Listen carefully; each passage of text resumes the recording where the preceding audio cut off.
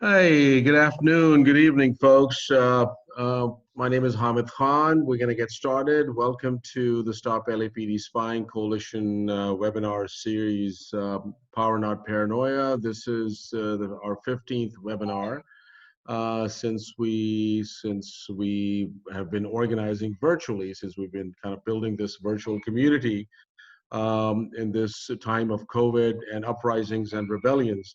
So I've been touching on a lot of different things around how surveillance and the national security impacts gender and sexuality. What is the nature of data-driven policing? What sort of war on youth has been unleashed by the national security police state? But today we want to just take a deeper dive into a conversation that is getting more and more mainstream, that at least, like, looking back, and not to want to age ourselves, looking back at the times and passed by around the conversation around abolition, it was still sort of out on the fringes, and pretty much sort of happening in obscurity, and people were speaking about that. How do we dismantle this system? How do we get rid of, and how do we recreate? But now it's really entered the mainstream. It's entered a lot of conventional conversations. So it's also incumbent. It's also, we're obligated to examine it, to see what is being discussed, what is being pushed, and what direction are we headed? Because it is in these times of moments of uprisings and rebellions and crises, and when a lot of these things get co-opted, a lot of these things basically get negotiated, and it becomes more of a term rather than a practice. So the Stop LAPD Spying Coalition has been engaging in a practice of embodying abolition with our partners Color Coded and some of the other groups as well. So today we will be taking a little bit of a deeper dive. I'm joined by my co-host Jamie Garcia, but before I pass it on to Jamie, just want to do a couple logistical things. As you all may know, when you dialed in, you were muted, and the reason why you were muted is, and we're going to keep it like this at least for a little while, because of Zoom bombing and people just kind of just messing up meetings. We've had our very small share of that once, and we were able to immediately control that. So that also happened in the chat room. So the chat room is open, but all your messages are going to be going to the host rather than to everyone. Secondly, so please post your questions and comments in the chat room. And secondly, if you're on the phone, feel free to text if you can't post stuff in the chat room, and you can text it to 562-230-4578, 562-230-4578. And with that, I'm going to pass it on to Jamie. Thanks, Hamid. So welcome, everybody. I'm really excited to be having this conversation. A little bit about me. I'm Jamie with the Stop LAPD Spying Coalition. I've been on a few of these webinars with folks. Yeah, and so I'm involved in the data-driven policing group and a lot of other groups, particularly the COVID-19 coalitions work with UCLA's COVID-19 task force as well. So really, really excited to have this conversation today. I think abolition has been on everybody's mind, and that I think makes it very special. It's kind of like we've broken open a lot of imaginations about thinking about a world without police, a world without prisons, and that comes with a lot of power. But at the same time, when we are standing on the shoulders of work that's been done by people before us, it also calls us to action, to know our history and to know where we're going and to know where struggle has been before, so that we don't fall into the kind of traps that I think organizers who have come before us have identified. And so today's conversation, I really wanted to kind of walk through that history with folks that we've asked to come be with us, especially today. Kamau and Shakir and Deshonay. They're going to introduce themselves, and but I kind of wanted to set the stage a little bit more in just saying that critical resistance, which is part of the group that Kamau is going to be representing, and their work as well, is very significant in the history of abolition. And so that's one of the groups that I'm really excited to be, we're going to be talking about that work today, because I think that's an important history to know. And then also in saying that, I think that, yeah, again, I think I'm just going to get started because I'm kind of at a loss for words right now, but I think this is a really important conversation. And so I'm just going to start with just introductions. And I wanted to start with Kamau. And if Kamau, you can tell us a little bit about who you are, the different groups that you've been affiliated with in your work, and just basically how you're doing today.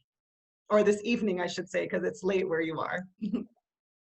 Yeah, hey everybody, my name is Kamau, my pronouns are they and them. I'm a member of Critical Resistance, so that's who I'll be repping. I've been a member since 2010, and I might, depending on how this conversation flows, speak to some experiences I've had in other Black organizing spaces through Black Lives Matter, in the Bay, in Atlanta, and as part of the movement for Black Lives, and how myself and other folks in CR and other abolitionists have tried to bring some of that politic into that space. And yeah, I work at Right to the City Alliance, and we do housing and land work, so I might speak on some of those connections too if they come up. And yeah, I live in Philadelphia now, but I lived in Oakland for like 10 years. And I'm feeling Black abolitionist and slightly tired. Check. Right on. Well, thank you so much for staying up late with us. We tend to go hard. The coalition is always up real late at night doing work, but that's just, I guess that's who we are. I wanted to pass it to Deshonay. If you could introduce again just who you are, what your work is, your affiliations, and how you're doing. Hey everyone, my name is Deshonay. I teach at Cal State Long Beach in Geography Department.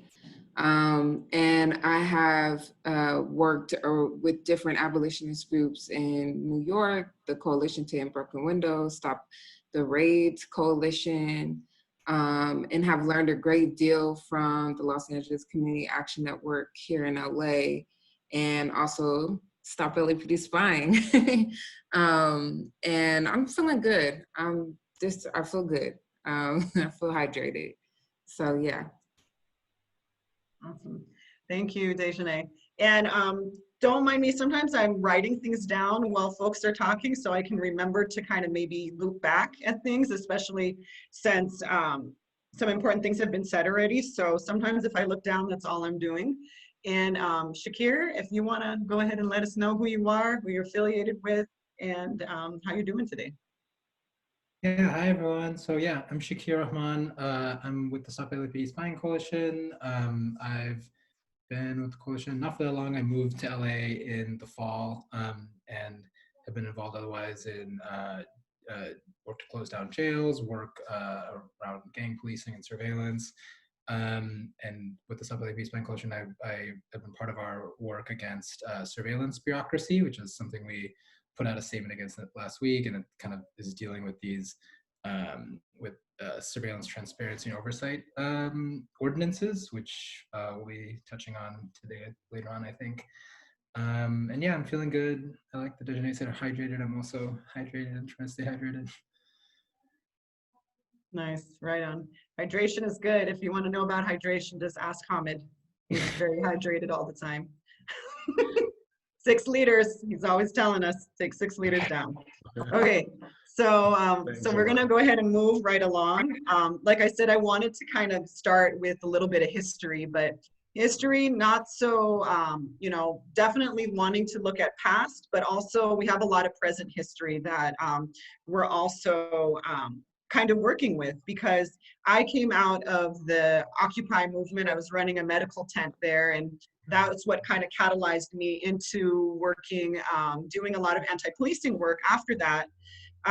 But, you know, during that time, we also had, you know, the surge of Black Lives Matters and the current rebellions that we're in right now. So, Kamau, I wanted to kind of jump in right away. You made some, you talked a little bit about work with Black Lives Matters in the Bay Area and in Atlanta, and wanting to bring in the politics of abolition into those spaces. So kind of building with that and thinking about that, I wanted to talk kind of about that history, but maybe a little bit further back in just the history of critical resistance and the important analysis that you think that critical resistance put on the map. That is very important for us to know right now in regards to abolition, the prison industrial complex, and what was the experiences. You know, would like to hear about bringing those politics to a moment when BLM was kind of surged into the imagination of, into our imaginations. And so just maybe like sticking with a little bit of that history before we start to talk about where we're at currently in these rebellions. But yeah. Yeah, so first I'll speak on CR history a little bit.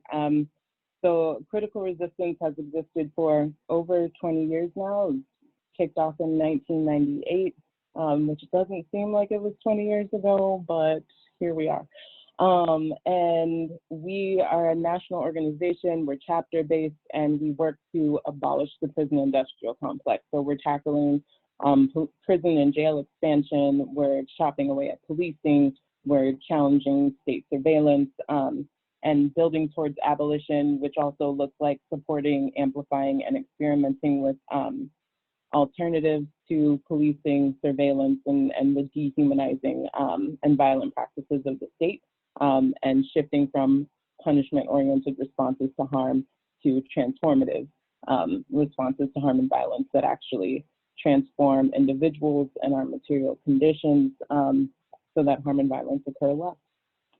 And we were founded by over a dozen folks with a wide variety of history, a lot of really brilliant Black women, formerly imprisoned folks, revolutionaries, and communists, socialists, anarchists, people with a wide spectrum of politics, and critical resistance has been and will continue to be a political experiment.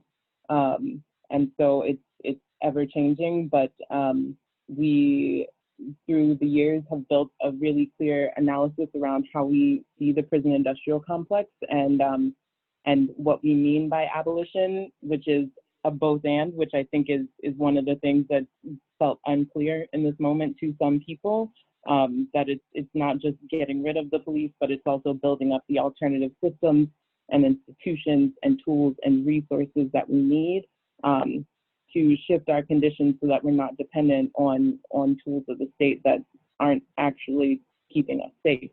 And I think in particular with policing, well, with all of the things, with policing, like a lot of the conversations are around how policing is broken, how it's not doing what it's supposed to do. And with critical resistance, we believe that policing is a system that was built intentionally, that is functioning as it was designed to function, and that cannot be transformed. And that is why we need to abolish it. I think we feel super clear that policing is not meant for, is not meant to increase public safety. It's meant to protect the wealth and interests of those in power. It's meant to repress people who are advocating for themselves, pushing for self-determination and challenging societal norms. And for us, these are key reasons why we think abolition is an important step in moving towards our collective liberation. And so yeah, so we've done that work in a lot of different ways. We do political education. We build coalition with folks in the different cities where we're at, and also in places where we're not. Like we're building relationships with folks in Chicago and in Atlanta and places where we don't have chapters. And we're also trying to show up in other spaces where our members are tied into. And so as far as the movement for Black Lives more broadly, and then Black Lives Matter in particular, I was a part of the initial crew with the Black Lives Matter Bay Area chapter. So when we shut down the West Oakland BART train station, I was out there screaming with the rest of them and trying to de-escalate some really angry people on that Black Friday. And I think for myself, that was about 6 years into my, maybe 5, who knows, what is time, y'all?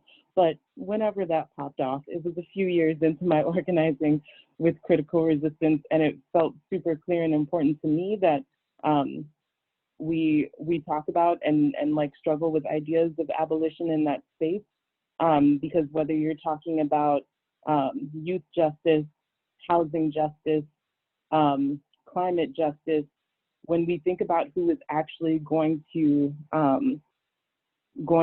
respond and push back against our collective efforts for self-determination, for community control over the places where we live, for the ways that we take care of and educate and build together, the state is going to respond, and it's going to respond with police and with military. And so it's important that whether we're doing housing and land work or we're doing climate work, that an integral part of our strategy is to also be chipping away at the prison industrial complex. And so I think in conversations with folks in Black Lives Matter, and then in the broader movement for Black Lives, which is like a coalition of dozens and dozens of Black-led organizations all across the country, I think for a lot of Black folks, even before they stepped into social justice or community organizing or more radical spaces, and for melanated and marginalized people more broadly, a lot of us don't call the cops. A lot of undocumented folks don't call the cops. A lot of trans folks don't call the cops. And so there was a clear understanding that like this is not working for us, but there wasn't so what do we demand besides accountability, and what does justice look like beyond putting these folks in cages?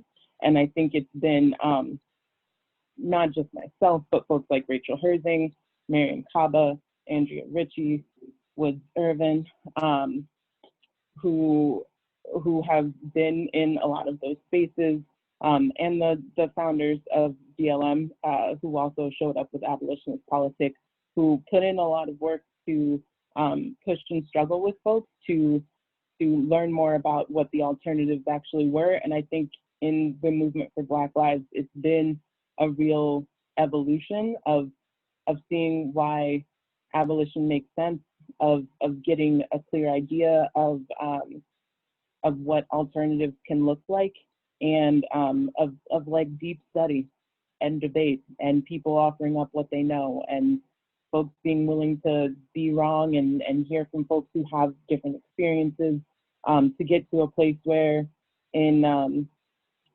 at the last Movement for Black Lives convening, which I think was 2 Februaries ago, one of the last ones, there was a really open conversation around why M4BL identifies as abolitionist, why they feel like it's a crucial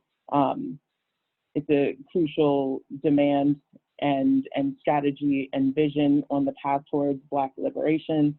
And I think, you know, it's as more people get pulled into that movement, there's going to consistently need to be like work and political education and struggle to figure it out.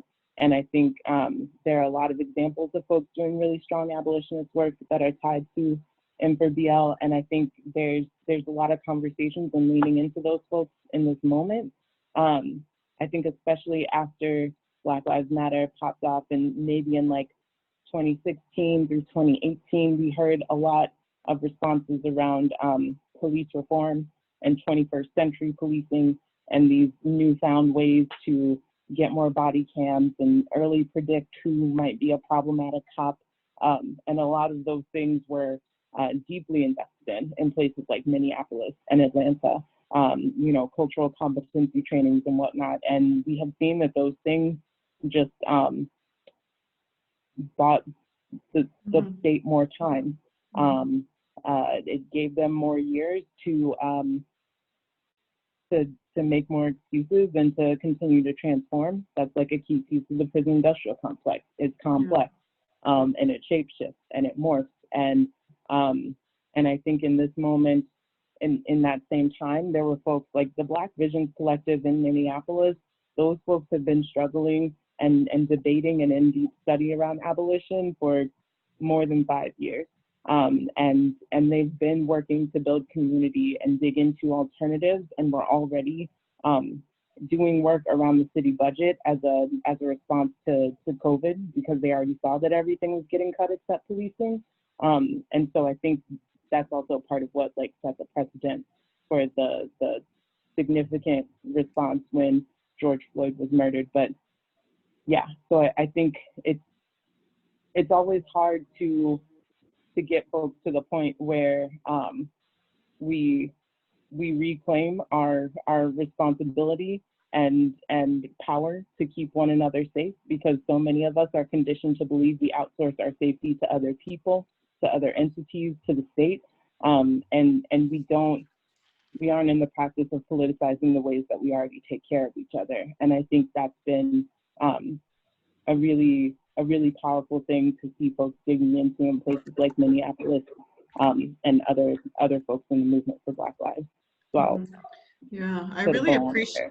Yeah, I really appreciate what you're lifting, because it's almost kind of, instead of, in some senses, when we think about abolition, we think about dismantling and we think about the things that we don't want. But a lot of what I was hearing you say was a lot about, while we're thinking about that, we have to also be thinking about these alternative systems, and we need to be reclaiming responsibility and reclaiming power. And seeing that as like a clear analysis in abolition is critical right now, because that's like the conversation around the budget. So I wanted to right now turn to Deshonay and thinking about, what are, key components of analysis. I know you did a lot of work in New York, and you mentioned that you were a part of Stop the Raids as far as gang injunctions, looking at broken windows policing, your work in Los Angeles, now moving away from New York into Los Angeles, and looking at LA Can, and looking particularly LA Can being situated in Skid Row. Again, I kind of want to revisit that in the sense, what were your, in New York, maybe also in Los Angeles, what were some of the key analysis that was there? We're hearing definitely about dismantling, we're definitely hearing about reclaiming power, but what was driving also your work during that time that you feel is also very critical for us to know as well? Yeah, thank you, Jamie, and thank you, Kamau, for what you've shared so far. Yeah, so I mean, my introduction into learning about abolition was Skid Row, as like a graduate student wanting to learn about research, policing and gentrification. And Los Angeles Community Action Network were up against the militarization of a 50-block area through broken windows policing policies through Bill Bratton. And that made this area the most highly policed community in the nation. And so what I was trying to understand was, how is it that in this space where people actually need housing, right, and the people fighting here are actually fighting for housing, how is it that they're getting policed, right? And how are they working against that? And so I worked to understand how all of the different legal fights that LA Can and other organizations, as well as the ways that people try to keep one another safe from policing, from the removal of homeless people's or houseless people's property on the streets, was just to reclaim and take up space by way of watching one another, by way of making their property and belongings formal, right? And contending with not only just LAPD, but also private security guards through business improvement districts to try to reclaim Skid Row as a neighborhood and redirect this conversation and this value in policing and into housing. And they were successful in significantly reducing policing in Skid Row. And I took that as a big and major lesson as a graduate student that was based in New York, to try to find groups and connect with people who were doing that kind of work in New York. Specifically, I think in the run up to Gardner, before Gardner.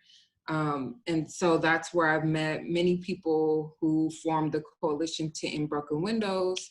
And while that kind of died off, there was also the Stop the Raid coalition that I participated in. And the coalition to End Broken Windows was focusing on this narrative that New York City Mayor Bill de Blasio, who kind of ran behind like his son's afro, right? Like came in and hired Bill Bratton straight up from LA, right? Brought Bratton to New York as a police commissioner, and just having learning from folks in LA. And people's experiences with Bill Bratton before, right? There was a stark critique of what this progressive mayor was doing. And then shortly after that, Eric Garner passed away, right? He was murdered. Eric Garner was murdered. And there were massive protests all throughout New York. And again, the major nonprofit organizations at the time were pushing for surveillance and accountability. Whether or not they thought they were pushing for surveillance, they were pushing for body cams. And there wasn't this conversation at the time where we were critiquing that those major nonprofits weren't actually critiquing that the city was actually bidding to hire more cops, 1,000 new cops. So the coalition, we created a campaign against that. And we had a divestment campaign early on. Many different people who were part of some major nonprofits, folks with even BLM's co-founder Opal Tometi was part of these conversations as well. And what we pushed for was a divestment campaign. And this was back in 2014, 2015. And that our divestment campaign didn't happen, but what it did was it shifted the conversation at that time not from accountability and police reform, but to a budget and sort of defund conversation. So it's been great to witness now in 2020, right, seeing that pop up, right, in this moment. And now being based in LA, I've been trying to, I've only been back in LA for a year now. I'm born and raised here. But getting back engaged with the landscape here and picking up that question about what is a budget conversation, like what does a budget fight look like? And what does it mean to divest, and how could that be possible into the actual human needs of the people is really important to me at this moment. And the danger I'm finding is that there is this, again, accountability argument or a lesser unarmed cop conversation rather than actual housing, actual like food, like actual human needs being sustained. So I'm interested in learning what other folks think, but that's been some of my experience in thinking about this. And the analysis has been, again, that people's needs need to get met and police aren't that. And I think that's kind of already been lifted up. Thank you, Deshonay. And so some things that are coming up, as I want to shift to Shakir and kind of start talking, and I'm going to out you right now, Shakir. I think you said that you were a lawyer, but I think you did. So I'm going to start to pick the brain around the legal stuff. So, because what I'm hearing a lot and what I really appreciate and I think is really important right now is that when we're talking about abolition, we're talking about this kind of divestment, this dismantling, which the coalition often terms it as. But we're also talking about a shifting of power, you know, to autonomy, to responsibility for self-care, to actually getting the resources we need and stop kind of trying to fix police. As Kamau is saying, it's working the way it's supposed to be working, so why are we trying to fix it? So as I want to shift to you, Shakir, and kind of bring in this legal context, I wanted to talk about, you know, and this is a conversation that we had about this bureaucracy of punishment, right? And kind of thinking about how the essence of legalities and laws and kind of this dependency that we have for the legal community to come in and kind of fix it, whether they're going to make, you know, body camera laws, whether they're going to, you know, new use of force policies. But like, let's talk about it from a historical point of view, because everyone's kind of talking about history right now, like that defund and divest is something that is from a present history almost, but it's still something historic that isn't necessarily new as some folks are experiencing right now. So in thinking about that, how has, like, historically the legal community kind of been a part of creating this bureaucratic system of punishment, right? When we think about not only the development of prison industrial complex, but more, I think I'm thinking about the reform of it, because it always seems to be like legal, you know, solutions coming in. So can you talk about that morphing a little bit that people are speaking about as well? Yeah, thank you, Jamie, and thank you, Kamau and Deshonay, for what you've shared. Yeah, I don't often name that I'm a lawyer, but I'm happy to do it when it's to criticize the legal profession, which I will do now. And I think, yeah, like kind of starting in this concept of autonomy and thinking about autonomy from the state is important as we think about lawyers, because lawyers are functionaries of the state. We're instruments of state power, we're agents of state power. We exist to kind of either enforce, legitimize, or even in the work of resisting the violence of the state, we're still part of that system. So even those of us who are trying to dismantle or resist oppressive systems, we still have to kind of act or operate within, we have to act like these things are, like the system is legitimate or respectable, and we have to kind of, you know, live with that fiction or at least work within it. And I think, yeah, like that perspective is like when we think about what mass incarceration and the prison industrial complex are, I mean, these are, it's like a mass system of human caging and of, like, legally it's legalized slavery and how it's defined in the Constitution. This is something that, you know, just doesn't, it's grown to a point, it has no kind of parallels in human history. It has no parallels in any other kind of democracy in the world. And this is a whole system that was built using laws, using rules, using legality, using reform over time. And in order for it to operate, it needs, I mean, the whole thing is, I think it's really important to name, fully legal. Like the whole thing is legally legitimate in that way. And it's been built by lawyers, sustained by lawyers, evolved and reformed over time by lawyers. And so, yes, we have this, as you said, Jamie, like this vast bureaucracy of punishment that exists to have kind of lawyers providing political legitimacy, providing social inertia to this system of just processing people. And that's processing people in, obviously, them being convicted through courts and all of that, but even just the work that police do. Police are out there, you know, representing the law, enforcing the law, and even like the limits and what police can or can't do are very much defined by lawyers.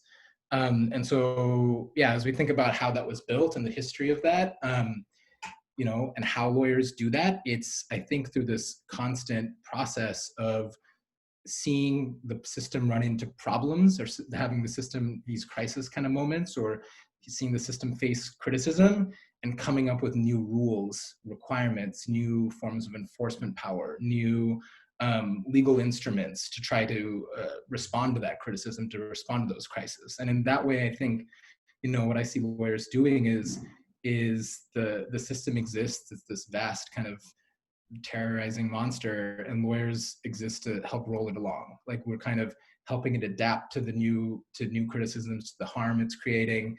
We are just kind of pushing it along and help making it more progressive with time. And as I said, the specific way that we're doing that is through the kind of creation of always new rules and requirements and criteria for police or for prisons and for judges in the system to navigate. And that, I think, is this process of creating more inertia for the system, of creating even more bureaucracy, even more of more work for the system to kind of adapt to those rules and respond to them and keep doing what it always is going to do. As Kamau said, the policing is it's working. The purpose of it is to dominate people and to protect the interests of the ruling class. And so, that it's going to keep doing that. It just now has more rules and requirements to do that through. And does that reduce the power of the system? Maybe sometimes. I mean, that's kind of the conversation we're getting into. But more often, it feels like what we're doing is we're just creating a way for that to happen more progressively, and a way for there to be more just kind of bureaucracy and rules around how the system is operating. And I think about that as I think about this moment we're in now, and kind of what it means for legal institutions and legal kind of nonprofits, reform nonprofits in particular, to be claiming abolition as a term for how they're thinking about their work, how they're thinking about how they're justifying their work. And in a way, I mean, that, there's obviously something about that feels good, because it's good to see that the response to this uprising and to kind of the mass politics that's happening now, the response to that is a lot of these otherwise kind of all these institutions that previously were jumping on body cams and other kinds of rules, now taking up the mantle of defunding, dismantling, using the word abolition. But also, I think we need to really ask, like, what does it mean for legal institutions, and in particular, kind of reform nonprofits, to be abolitionist, or to claim abolition, when abolition requires dismantling the legal system. It requires dismantling nonprofits and the whole kind of system by which state power and corporate power is directed through legal institutions and through nonprofit industrial complex, to kind of continue preserving the power and authority of the ruling classes. So I think, thinking about, like, does all of that mean that lawyers are useless? Yeah, probably. But also, like, there are kind of still tools and analysis that we can lend to movements, thinking about all that, but also keeping in mind that, I mean, if we're committed to abolition, we need to be committed to abolishing the legal system and abolishing this whole structure of power that reform nonprofits, public defenders, prosecutors, the whole goal is to a world where police and prisons are not just don't exist, but are unimaginable. In order for to get there, that's a world where public defenders are unimaginable. It's a world where civil rights lawyers are unimaginable. So how are we moving in that direction is something we're going to be thinking a lot of in a moment like this. So thank you, Shakir. And this kind of is starting to set the stage for, in a sense, why the coalition wanted to have this conversation today. And I wanted to, move back to talking to Kamau right now, because I did watch, I believe it was the 20th anniversary where Angela Davis and CR had this great conversation. And I, had the pleasure of watching it one night. We stay up late, kind of always doing study, always listening to each other talk. And so I kind of wanted to build a little bit on what Shakir was saying. And I think a really interesting thing that you said, Shakir, was about kind of imagining a world where, prisons and policing are unimaginable. So that in a sense makes a public defender not necessary, not needing to be present, makes legal institutions as they are right now completely obsolete. And Kamau, you did at one point, you made this reference during that one talk that I was watching that night about how legislative reforms, legislative engagement is often a difficult thing, to a line to walk. It's often very, that's where this term, a non-reformist reform, has been used on how we mitigate and reduce harm through the legal system. So and in this conversation, the coalition wants to move into talking about surveillance and surveillance legislation. And there's a lot of that going on. But before we go into that, I wanted to kind of tap into critical resistance, again, their analysis. And I think with abolition, there's very critical principles that you've presented that help us to look at if a certain thing that we're doing is moving us towards abolition or moving us away from abolition. So I wanted to see, in regards to your experiences around legislation, your experiences in working within the legal system as a tool, a non-reformist reform, like what are some of those principles we need to keep in mind, and where have they maybe even popped up as an example of setting us back? Yeah, so I think, the legislative stuff, it's important to think about in a lot of different ways, because it can be, so what I will say is with critical resistance, we have never exclusively made moves just on a legislative strategy alone. There's always coalition building work. There's always grassroots organizing work. There's always folks throwing down to build power on the community level and in the streets and in neighborhoods, in addition to doing the legislative work.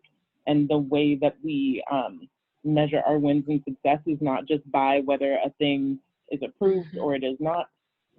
It's also in how we are building up the skills and experience of our people, how we're sharpening their analysis, how we're strengthening our political relationships with allies.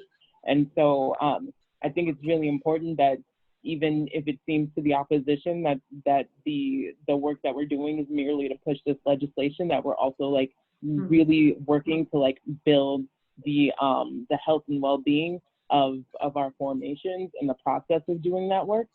And then I think when it comes to legislative reforms, the main idea is we're not trying to win stuff that we'll have to work ourselves out of later.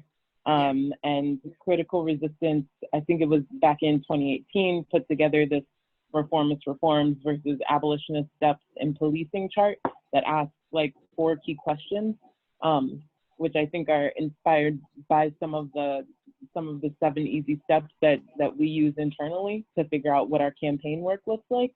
But the key questions are, does this reduce funding of the police? Does this challenge the notion that police increase safety? So Deshonay was talking about changing the conversation around policing. Does it do that? Does it get people to start questioning what the purpose of them are?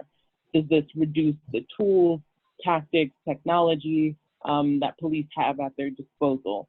So that's another just chipping away, taking the tools and resources that they have, and does this reduce the scale and scope of policing? And so I think those are really, really important examples, really important questions to ask to help just gauge super clearly, is this chipping away, or is this making it seem better or sound better, but we're still gonna be messing ourselves up. People are still gonna be at risk of being impacted in harmful ways. And I think we have seen that in the work that we did around stopping gang injunctions in Oakland and getting them deauthorized. It was a 5-year campaign. And I think it was about 3.5 years into that campaign, we saw that gang injunctions were actually not being enforced in practice anymore. But it was still an important thing to get off of the books in their entirety. And I think it was one of those things where it challenged the notion that police increase safety. It took away one of the tools, one of the ordinances that they had to be able to stop and harass Black and brown folks and young people and push more people out of these areas of North and East Oakland that were getting gentrified. And I think it strengthened our political relationships with folks that we were in coalition with. It created community garden spaces that we used to organize and build out other political projects. Nice. It built out the Communities United for Restorative Youth Justice, Courage, was an organization that came out of folks who were on that gang injunction list, some of the lawyers that were a part of the coalition, and other organizers who actually, like, that organization came out of that work. And it laid the groundwork for a lot of the people that came together to stop urban shields a few years later. So I think it was both the legislative piece that was really important and powerful, and like 5 years of hard work and like so many brilliant youth turning out and building Black and Brown unity in these like very different parts of Oakland where folks were actually able to come together and build relationships.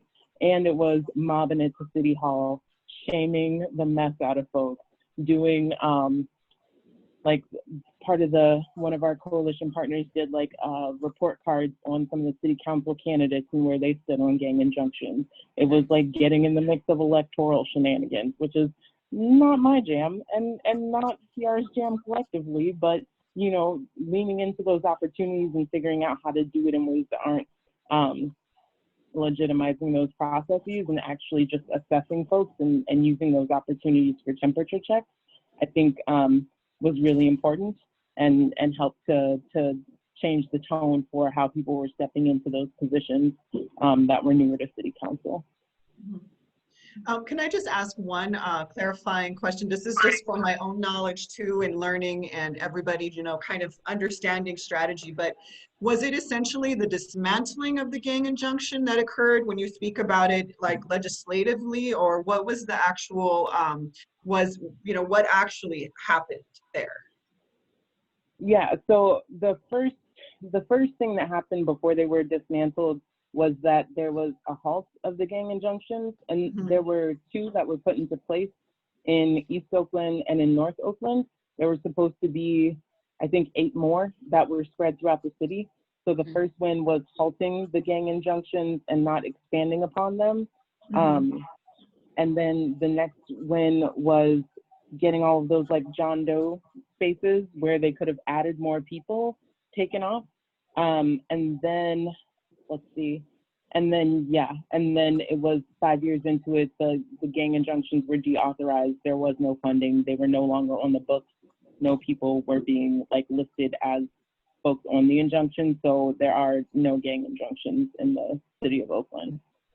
It sounds so awesome. I almost want to like start clapping right now and relive that moment because, you know, and I really appreciate the way that you're framing it, because it's not necessarily, it's the dismantling of it that was so critical and so important to reduce that harm, but all the other things around it that actually built and put power in the community, develop relationships, and what we often speak about in the coalition is building a culture of resistance, kind of realizing that you can say no, and you can say no and just get no in the end, and but then at the same time, you know, create more and more power and more vision. And it really reminds me a lot of our predictive policing campaign, where we were able to dismantle 2 predictive policing programs, and where really the power of the community building that we did with everybody who was coming to the police commission, the knowledge of understanding what data-driven policing was and not feeling like we weren't scientists that couldn't understand it, but then the power of no. And that culture of resistance, which seems so, you know, critical. And so again, you know, in like hearing all of this, and this is like super amazing conversation, I wanted to pivot to Deshonay and kind of go back into, you know, this kind of understanding of how abolition is about dismantling, about saying no, about breaking systems. But at the same time, we're having to reinvest. And the thing that I think keeps coming around is this kind of reinvestment into communities. But when we reinvest into communities, we have to think about, you know, and to again borrow from what Kamau was saying, is really kind of put in this responsibility back into the community, saying it is my responsibility to take care of each other. It's my responsibility to say no. It's my responsibility to participate. So I kind of wrote out a question, and I'm going to read it. So So when we speak about reinvestment, should we be concerned that the state may transform itself to stay relevant, even in the context of it actively shifting money? You know, and you were speaking about the history with the divestment. So even when we actively speak about shifting money into deeply needed resources, and so part of it, and especially in what the coalition has been learning about how surveillance kind of infiltrates, you know, all the types of social services we need, you know, should we be concerned about seeing kind of a carceral system reinvent itself through that and through social services? And so I don't know, you know, if you can speak to that, or, you know, you have ideas and thoughts. I know I've seen a little bit from that, so I wanted to make some space for that as well. Yeah, totally. I mean, I think one of the like trigger words that like a city council or a government official can use to change is this idea of safety, right? So then it moves from policing to public safety.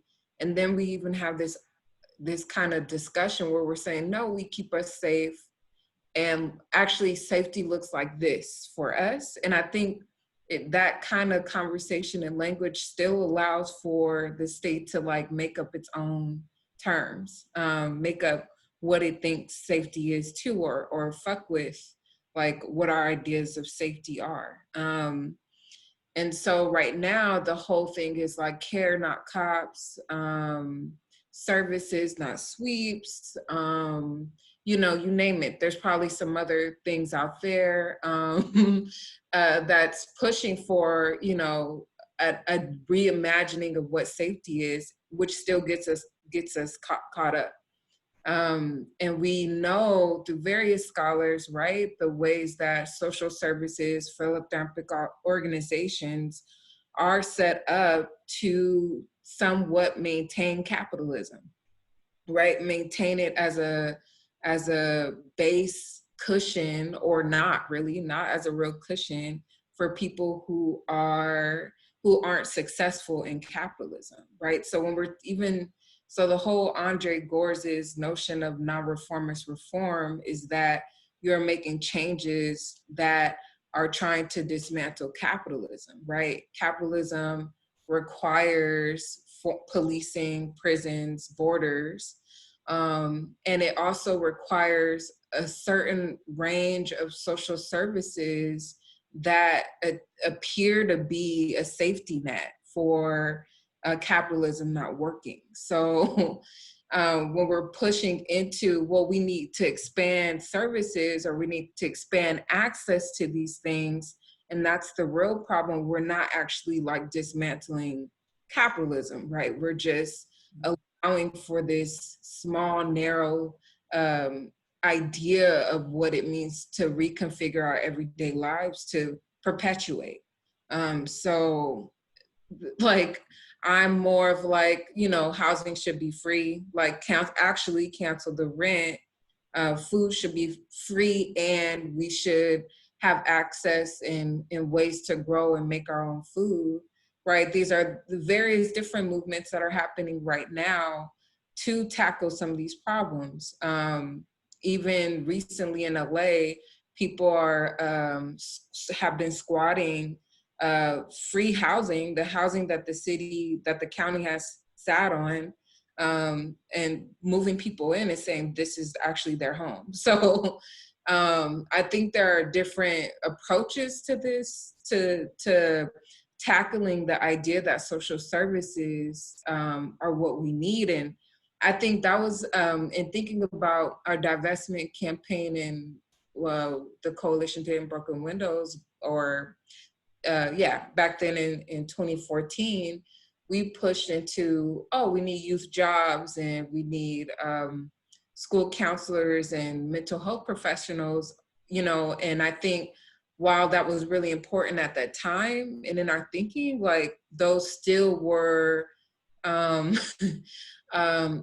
crapshoot into the actual needs of the community. So, and just in learning from that till today, and thinking about, you know, seeing the narrative be reproduced around divestment, we're not necessarily getting people out of the stronghold of capitalism, dismantling capitalism. So I think there's a conversation that needs to be had there. Thank you. So this is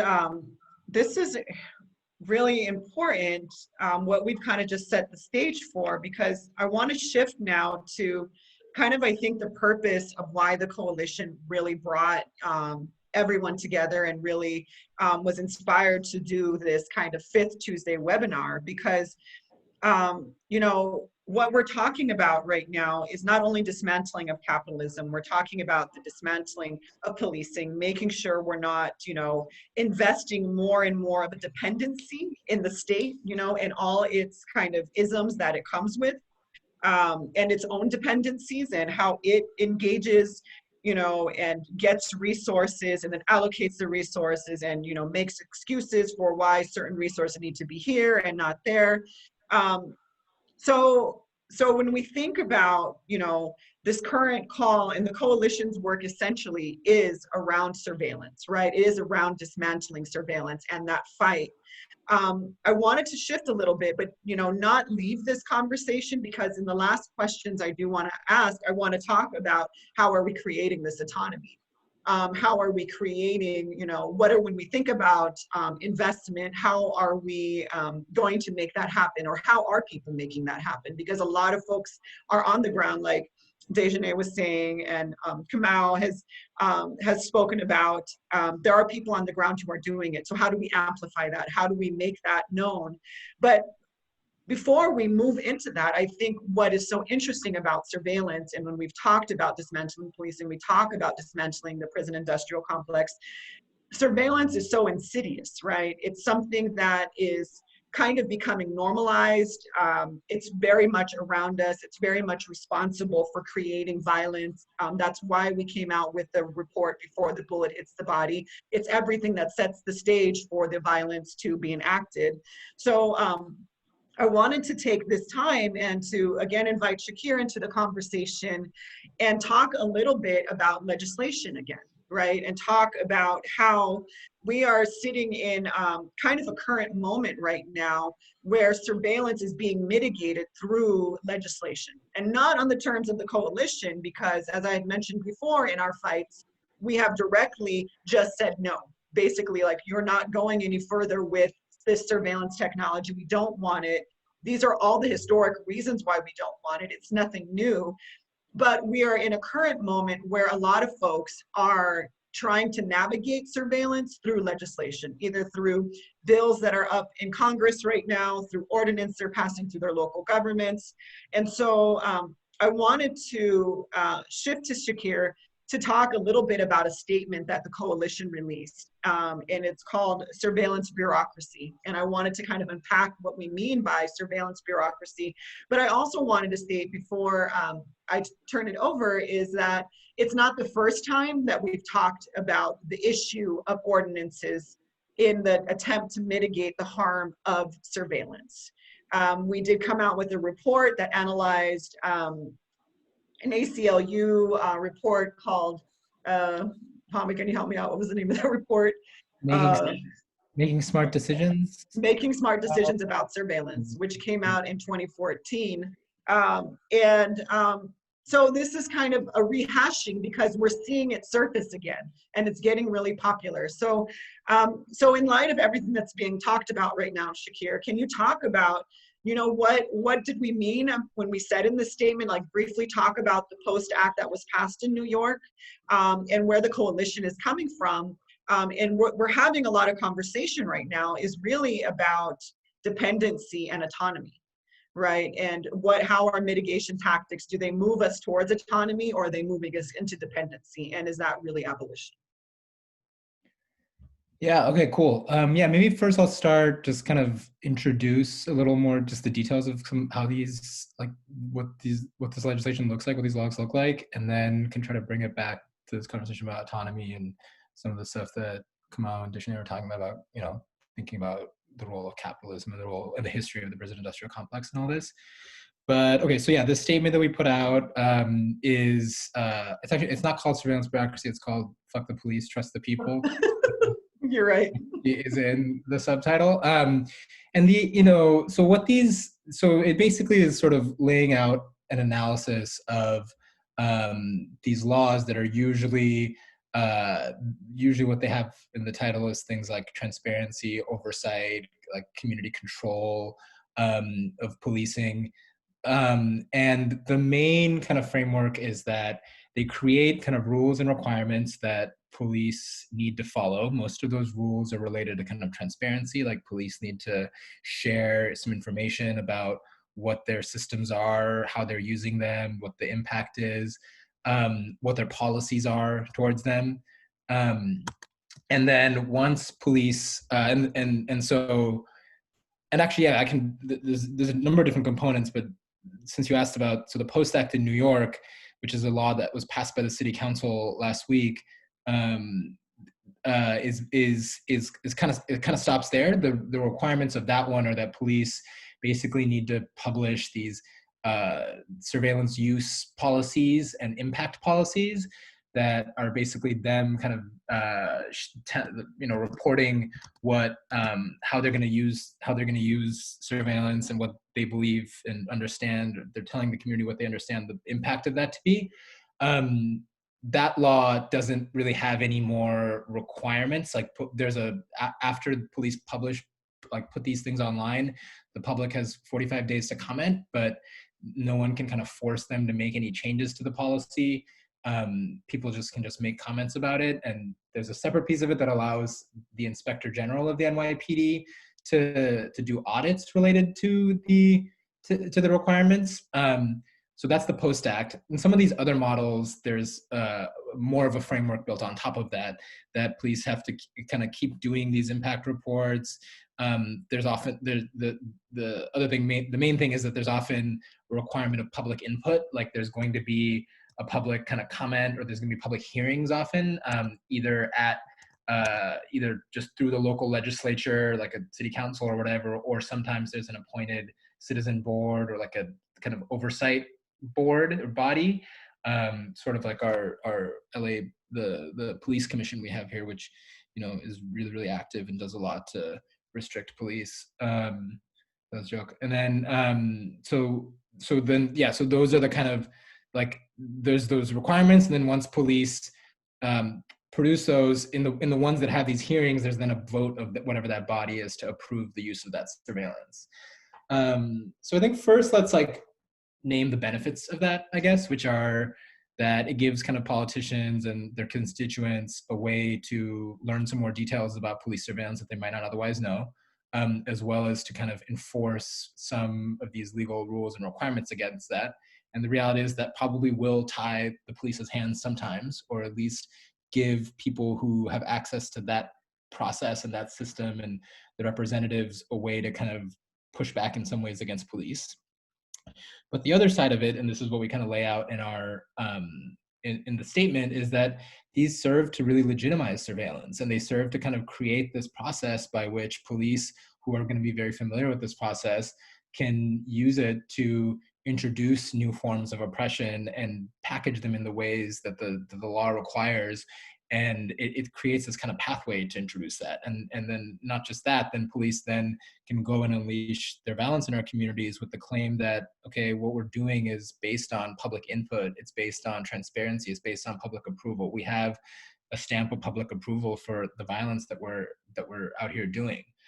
And yeah, so that's kind of the broad theoretical critique. I think, thinking about what, it's hard always, I laid out what I think the problem is. It's obviously hard to know what the actual, how these things are going to play out. But I think this is where, it's hard to predict the future, but this is where kind of looking at the history of the prison industrial complex and how these kinds of moves of creating more transparency, creating more requirements, creating more oversight bodies, creating more, hearings that the police have to do, that the institutions have to do, have they've definitely created more work for the system, but that hasn't shrunk the system. If anything, creating that work has helped expand, created, and made the system more durable and given them more inertia.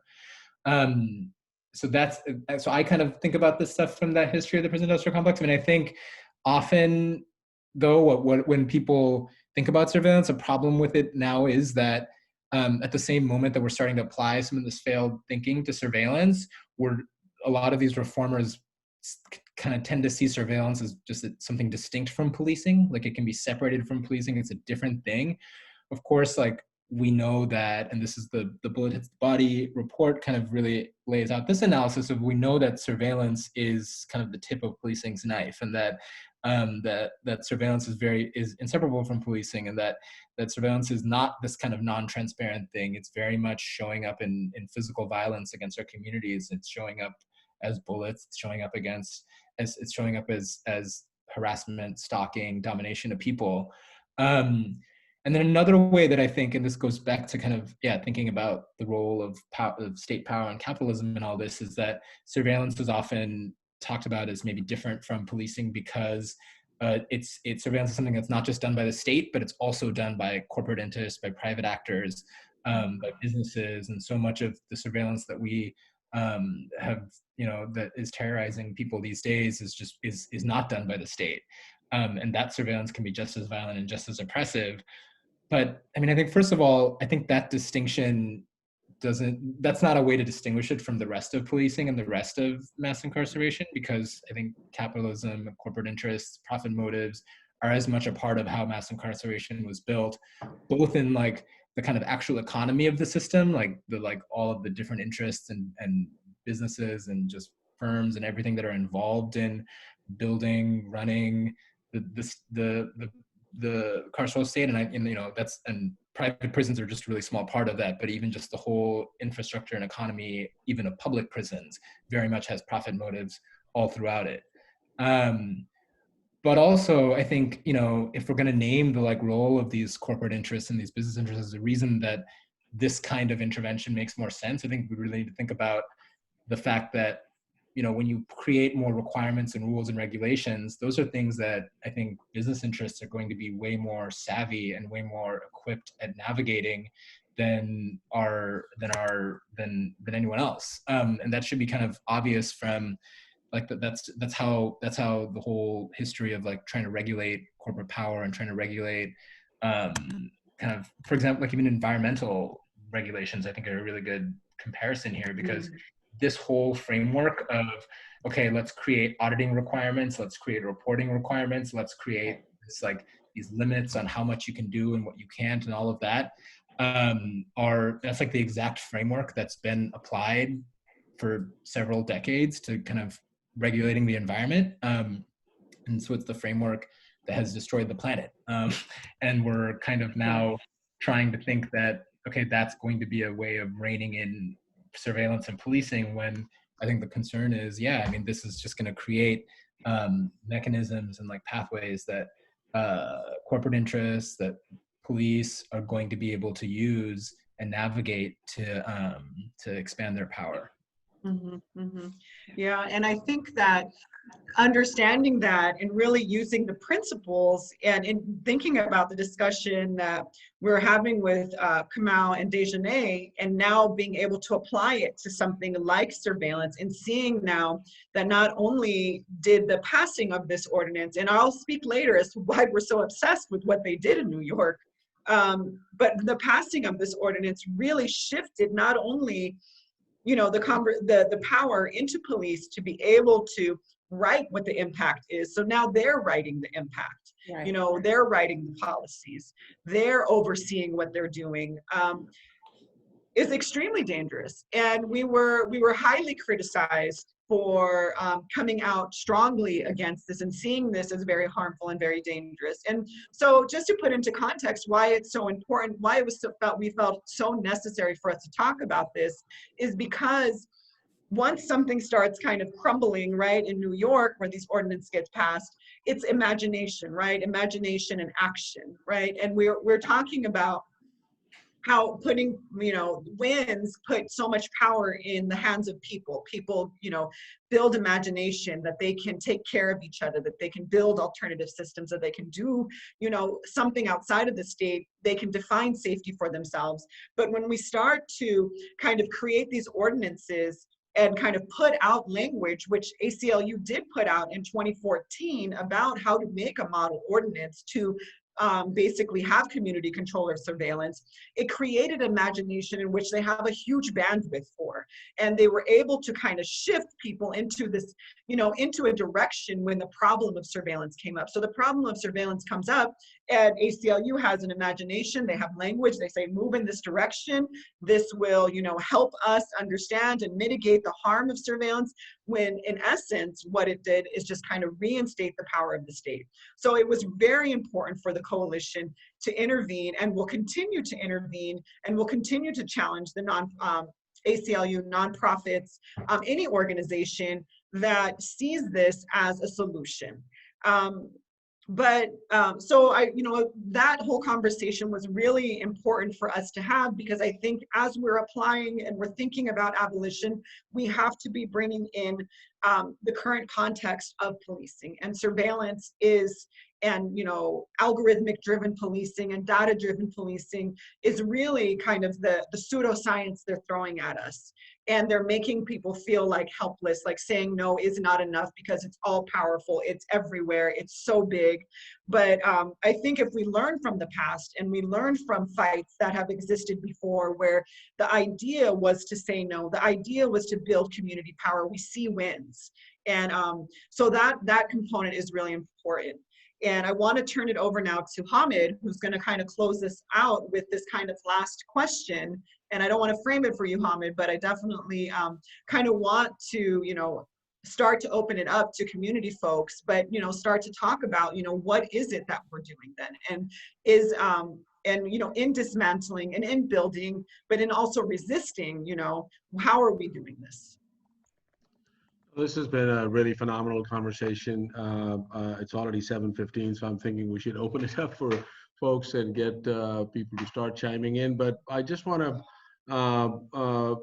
start by saying that I appreciate what everything is said, but the last comment that Shakir made is really significant, because I think what it really lifts is that generally when we think of incarceration and when we think of the carceral state, it's pretty much, for the communities who are not directly impacted. I'm speaking about, white privilege. I'm speaking about white supremacy in the context of capitalism, settler colonialism. That's a compartmentalized part of our life, that it only happens in a particular way. Whereas people who are only even thinking about that as well in those terms are also living in a carceral state. And that's why Shakir's point is critical, that let's look at debt. That the carceral impact of debt, and everybody in the capitalist system is, just the debt is pervasive. In a sense of whether it's from mortgage payments to rents to everything else, our life is driven by debt. So in a sense, the debt by itself creates a virtual carceral state that we are constantly treading, and how we get disciplined. There's a whole writing that a friend Tayyib Mahmood has done about debt and discipline, so the disciplining element of debt. So I think it's really critical that as we are thinking of the carceral state, and when we are thinking of incarceration, we need to really broaden the scope of our understanding that it's not just going to be ending surveillance, it's not just going to be shutting down prisons, it's going to be really the dismantlement and burning down the whole thing, because otherwise it is a process that it is going to come back and circles back and regenerates and reconfigures. It's kind of like this deadly pandemic, because that's exactly white supremacy is the most deadliest pandemic that has been going on for the last 500-600 years, the way we know it, at least in this current context. So I think that's how we would like to really shift our conversation, that our response and building community power and community knowledge around, just rejecting any form of reform comes from that we are circling back and reincarcerating ourselves. We are punishing ourselves by even working towards reform and prolonging that misery and it's like a slow death. I think that's one of the closest analogies that I can think of. So why are we prolonging our misery? Why are we engaging in that? Why are we even providing a template, a roadmap? Because legislation inherently is built. So once you have public policy, that becomes mission creep. So today, public policy state is very restrictive, that no, we will have oversight, we will have transparency, while it slowly creeps up, creeps up, creeps up, creeps up, creeps up, and then it becomes a whole huge monster that makes it very difficult. So thank you for these conversations. I think what I was going to invite is to see if we can unmute folks and maybe just kind of to see, because now we need to move into this conversation that how do we build power, and maybe to set the tone about building that power. But maybe we can start off by very brief comments by Kamau, Deshonay, and Shakir, that in a sense the challenge we are constantly facing is that on the flip side, the conversation is that we are a country of laws. So we have to create these laws, right? So that's the argument that is being used. But on the other hand, those very laws are the ones that are continuing to prolong that imprisonment and our carceral conditions as well. So how do we build that community power? How do we build that grassroots power? I'm gonna unmute, but maybe Kamau, if you want to just very briefly just kind of hit upon that, and then we'll just start opening up for folks. Yeah, so I think one of the ways that, especially in this moment, we're gonna pull people in and do it in a way that is sustainable. Like, people need to, we need to check our liberalism. We need to not just sit here and say, because this formation of Black organizers are demanding that we defund the police, that we're gonna say, yeah, we should defund the police. Like I was saying earlier, we need to dig into very deeply how policing has infiltrated our lives, our work, our communities, and chip away at it on those levels. If we are desiring collective power, if we are desiring self-determination for ourselves and our communities. And I think this is, like, as an example, in the housing and land work I'm doing with Right to the City Alliance, we are digging deeper than just saying police and sheriff's departments are the ones that execute evictions, and we know there are about to be mass evictions happening all across the country due to the impact of COVID-19. We're also digging into nuisance ordinances and crime-free leases, and uplifting alternatives and things that we want instead, like community land trusts, decommodifying housing, because we see housing and the struggles of renters in particular as like one of the key points where capitalism is really thriving in this country and on a global level. And we see policing playing the role of protecting that property for those in power, and not actually bringing community safety to our neighborhoods where we live. And so I think it's really important that we're digging super deeply, not just into how policing is showing up in our communities, but the prison industrial complex as a whole, and really looking at how surveillance is impacting our inability to find stable, affordable housing for Black trans women, for formerly imprisoned people, for undocumented folks, how all of that paperwork, how all of those obstacles to public housing, to affordable housing, to housing in general, end up pushing people into the streets, into unsafe situations. I also think when I'm saying check our liberalism, like, yes, directly impacted folks must lead, and we must be building political unity and clarity with folks, and not just saying this one person in the room showed up and I have more privilege and I'm just going to do exactly whatever that person says. Does that person have an abolitionist politic? I think that's an important question to ask. And I think we need to continue to build relationships with folks and build super clear visions, because I think one of the ways that the prison industrial complex thrives is through like miscommunication and confusion. And we've seen it even with the conversations around defunding the police. It's like, well, do you really mean defund the police? Or do you just mean like freeze the budget or like take a little bit of the money? No, we mean take all their money, take all of it. And what do we want instead? We need to be super clear about that. And this is why abolition is a vision and a strategy. This is why we lean into folks like the Bay Area Transformative Justice Collective, the folks at Just Practice, with the Oakland Power Project. We need to lean into the folks that are bringing some of those solutions and those examples on a smaller scale, to think about how we can amplify those, to scale them up, to bring them into the communities and neighborhoods where we live. And I think the mutual aid work that's happening right now as part of COVID response is really important too, in thinking about how we're making sure that people's needs are met, because that is a key piece of abolition, is making sure people's needs are met so we can address the social, economic, and political problems that are right now being responded to with policing, surveillance, and imprisonment.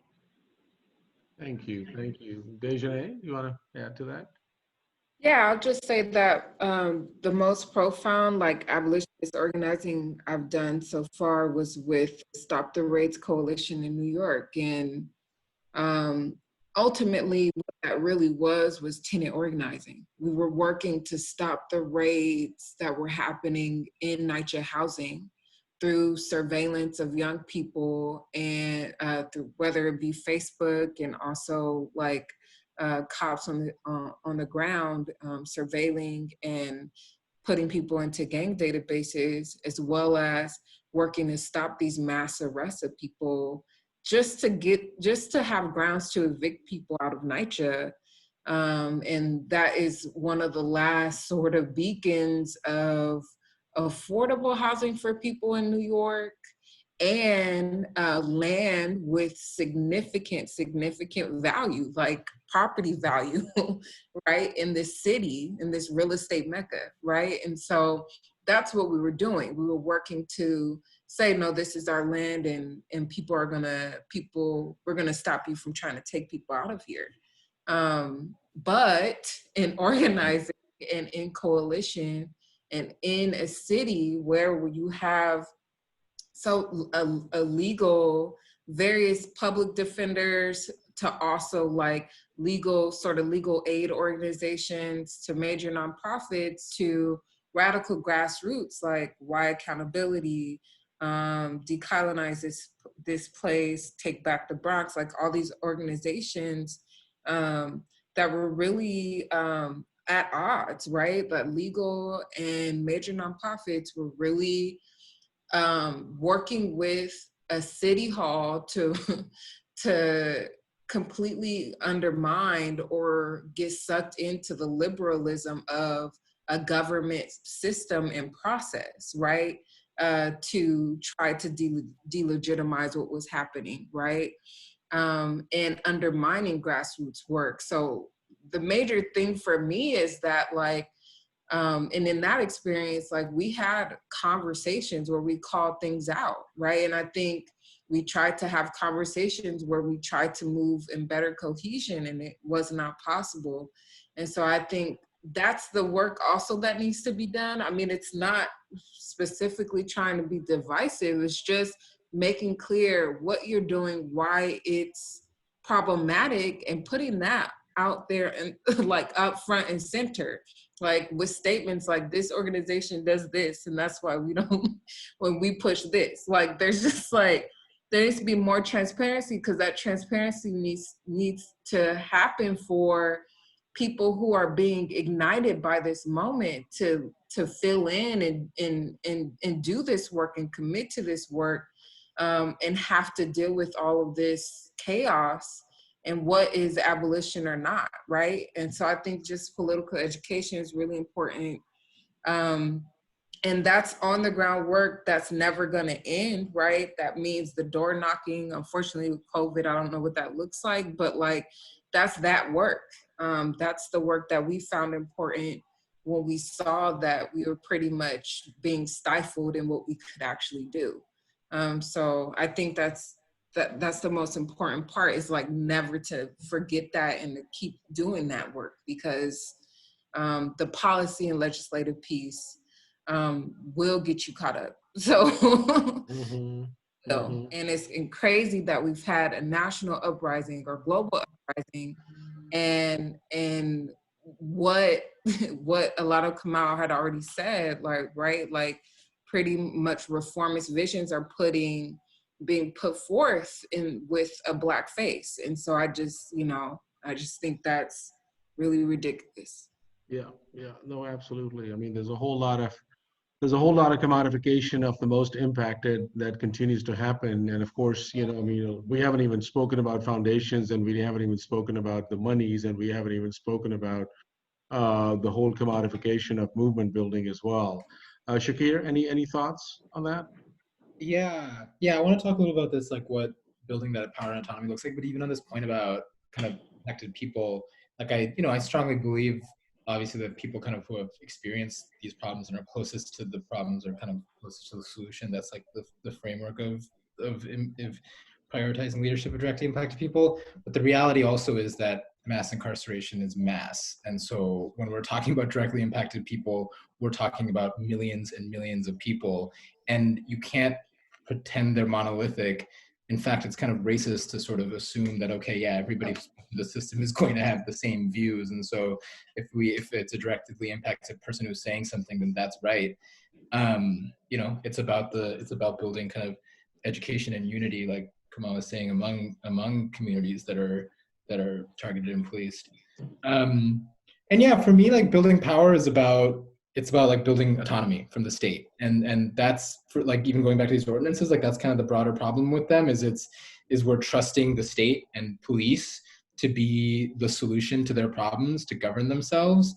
And I think that's really obvious with something like those ordinances, but I think even with like better forms of legislation, like kind of more concrete bans or restrictions on surveillance, we also have to be asking ourselves, does this increase the people's autonomy, our community's autonomy from the state?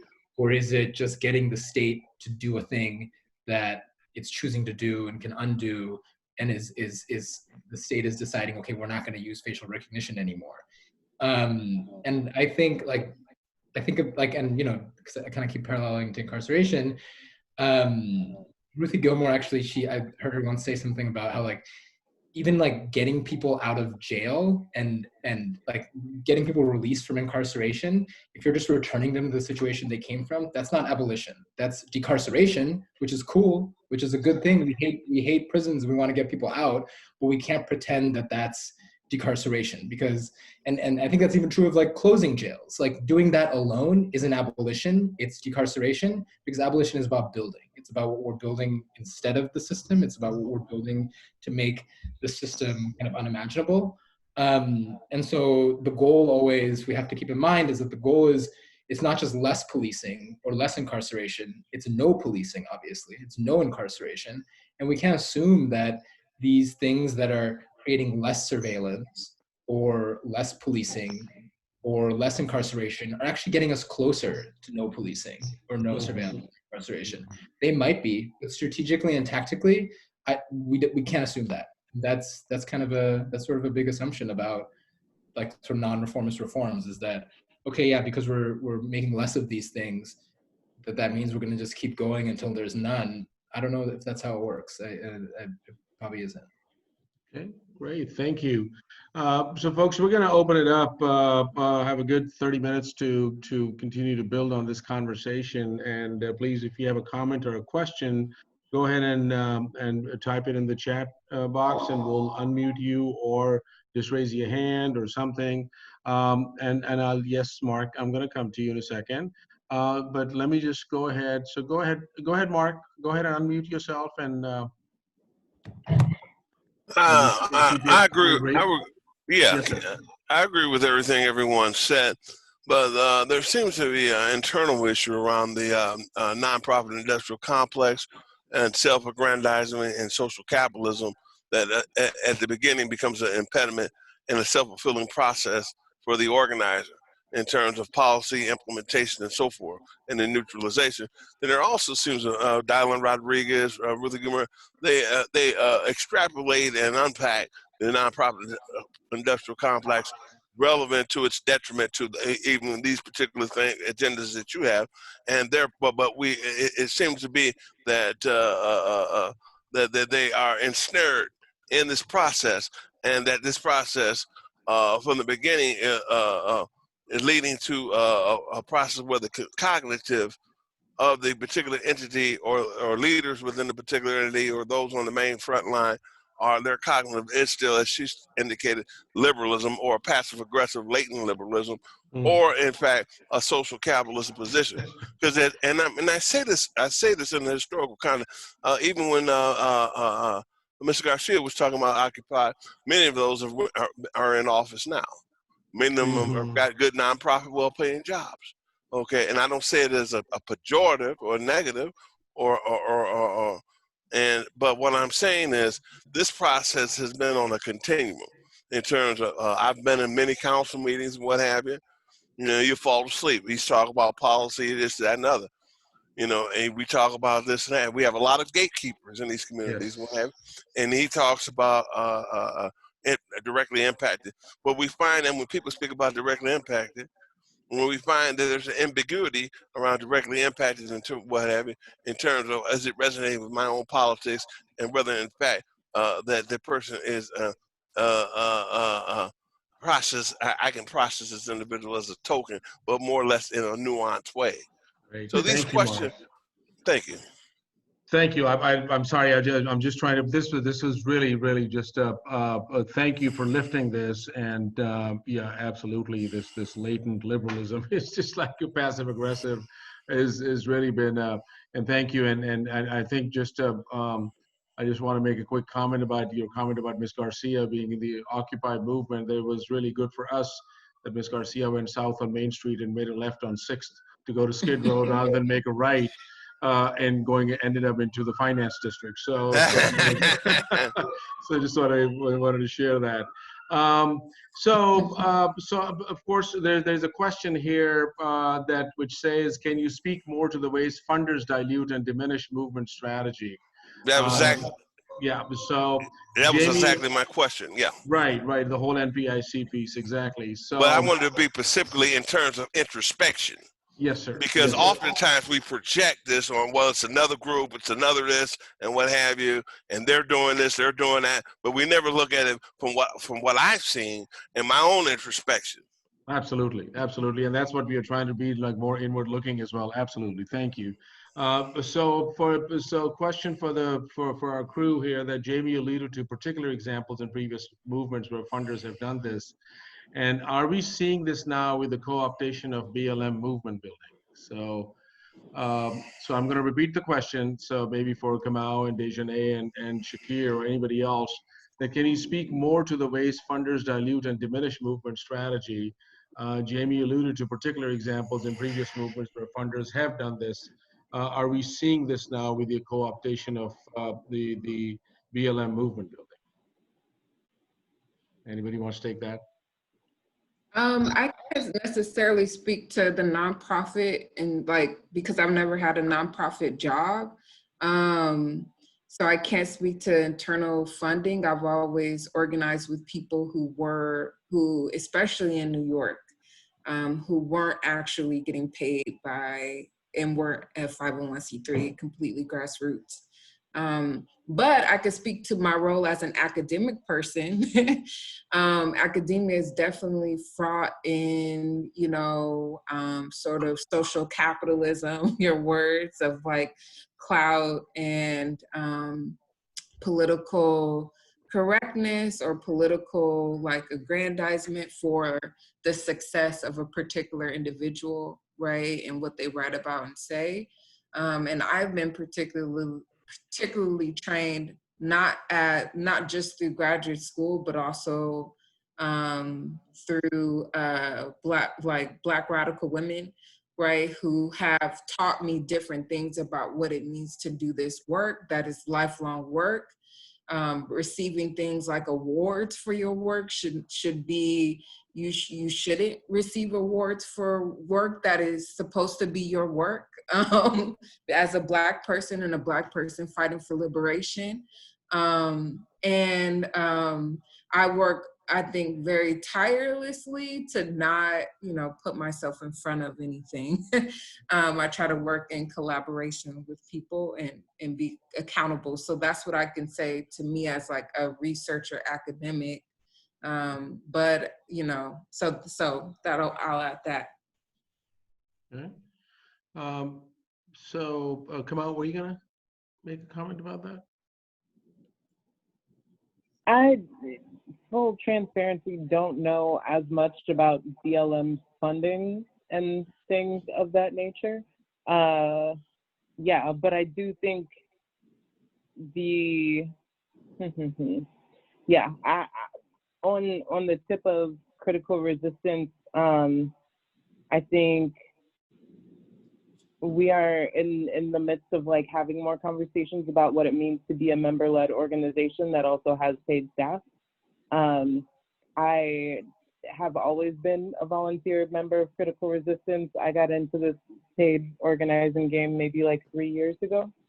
And I think, yeah, I think Critical Resistance has a particular understanding of what our fundraising stuff looks like, and it's predominantly like individual donors that we engage, not just in like giving us money, but we create political spaces and conversations and try to engage them in the work and in some of the learnings as well.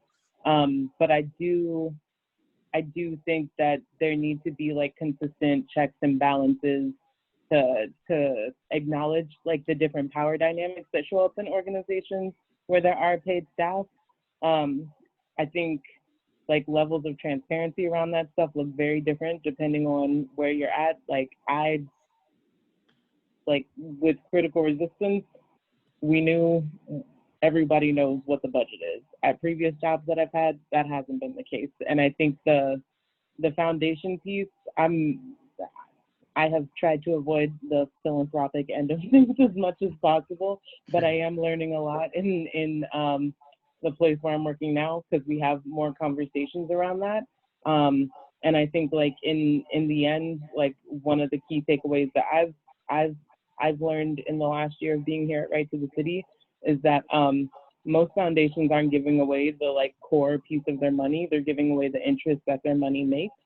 And so like in essence, if their true purpose was to be like building towards our collective liberation or social justice or whatever it is that they're saying, they would be draining a lot more of their money in service of the work to resource people who are showing up even though they are unhoused, who are showing up even though they have kids to feed, who are showing up even though, you know, they have all these other obstacles and might have to take the bus for 2.5 hours to get to where they need to be to support our folks in actually throwing down and winning. So yeah, I don't know as much about this stuff, so I don't want to. Yeah, no, it's all good. Particular things, but yeah. Sure. I'm gonna bring in a couple of the folks into the conversation. Chela has been one of the key participants in our abolition working group at the Stop LAPD Spying Coalition. So Chela, I'm gonna unmute to see if you're available, if you have any comments, and also just wanted to bring in Cecia Dominguez as well, with Color Coded, with whom we've been building this embodied abolition practice as well. So Chela or Cecia, so there you are, Cecia, please go ahead. What have you heard? Any thoughts, any comments? Go ahead, Chela. Hello. Yeah. Yeah, I actually don't have any too much to say except the movement. I think you know, I love the conversation. I was like, I full transparency came in at 18 minutes, like 18, and I loved when there was a conversation around with the reform versus abolition work. And I think that this conversation was really great. I just wanted to let y'all know that. That's all I'm gonna say. I am a little sick, if y'all can hear that. But yeah. So I'm gonna mute myself, and yeah. Thank you, Chela. Thank you, and wish you good health. And yeah, so Cecia, any thoughts on comments on what you've heard? Yeah, thank you all for sharing knowledge, Kamau, Deshonay, Shakir.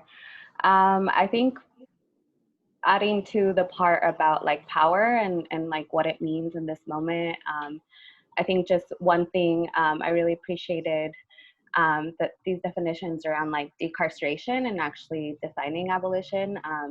I think a big part of abolition is the rebuilding process, right? And so much of the rebuilding process is also a healing journey, right? So if we're building with folks who were on the inside, or if we're building, you know, systems of care that actually take care of our own people, then a lot of it means healing from the current systems that exist, whether it's the education system, you know, that starts tracking young youth at a very young age, whether it's through the foster care system, whether it's through again, education, housing, healthcare system. A lot of our community members are kind of harmed along the way. So I think a lot of what we're exploring when we're thinking about abolition technologies is how do we build you know, systems, how we build systems of care that center the care of our people. Because I think right now, that the system that is in place is centered around care, but it's centered around very specific people and a very narrow definition of who deserves care. So, and those definitions are very old stories that through the Enlightenment, through colonization, through this ideologic of whiteness, of domination, has been able to kind of justify a system that only centers, you know, white, cis, straight, middle class, usually like European Christian men.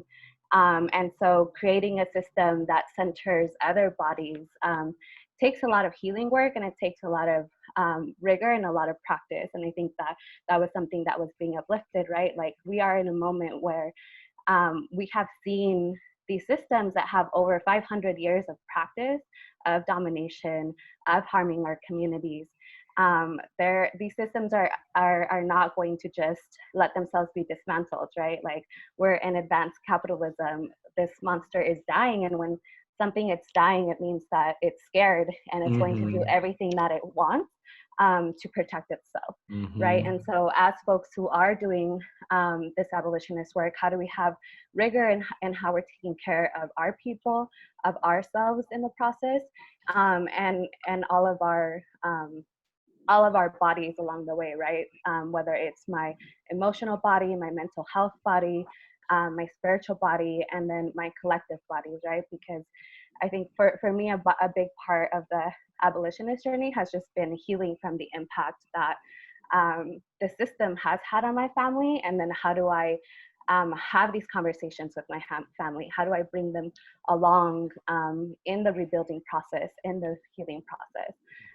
And so I think, yeah, just centering around like care, and I think, yeah, what the question that is really coming up for me is like, as we're centering care and as we're centering these systems that take care of each other, so much is based on relationship building, so much is based on these networks. And so right now we're in the challenge of like, how do you build these networks and how do you build these relationships when some of the most impacted folks might not have internet at their home or don't have a laptop to connect to these Zoom webinars, right? So I think that those are kind of the conversations that I'm interested in exploring, and folks are having those conversations right now, and you know, we're seeing those happen. But how do we learn from folks that have been doing this kind of work for a while, so that we're not duplicating the wheel, and that we put our resources and our investments in these alternative systems. Thank you for sharing that. So we have a question here that how do we join the calls to abolish ICE, which became mainstreamed in 2018, to the conversations about defunding police? How we see the connections in these spaces, how do we build out? So it's about building out. Like how do we link these calls to abolish ICE, which became mainstreamed in 2018, to the conversations about defunding police that has been raised in this conversation as well? Any thoughts, any comments from folks? How do we build out? Let me just go to some, go ahead, Ceci, if you want to help. I see Mark has their hand up too. I'll get to you in a second, Mark. Oh, there we go. Yeah, no, this is a great question and a great conversation. And the truth of the matter is that, you know, a lot of families who are impacted by incarceration are also impacted by immigration and deportation, right? So at the end of the day, these are some of the same systems. So when Mi Gente launched their No Tech for ICE campaign, we really got to see the backbone and the infrastructure that goes into policing and deporting folks, right?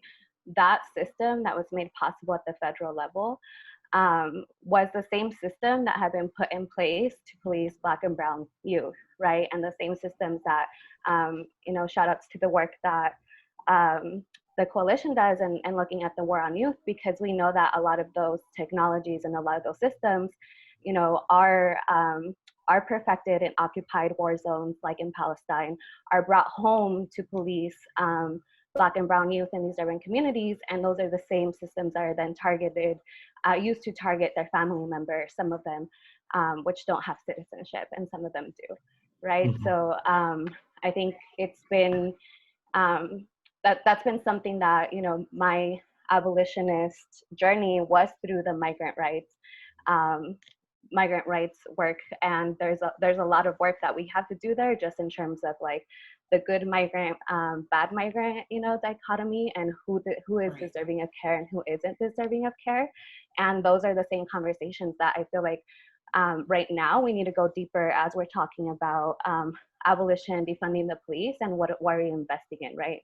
I think like in LA, certain things like GRID or gang prevention services, you know, are being uplifted, but those are the same kinds of systems that end up policing our youth, right? So, and again, these are the same conversations, and I think like right now is really an opportunity. Yes, there's nuances.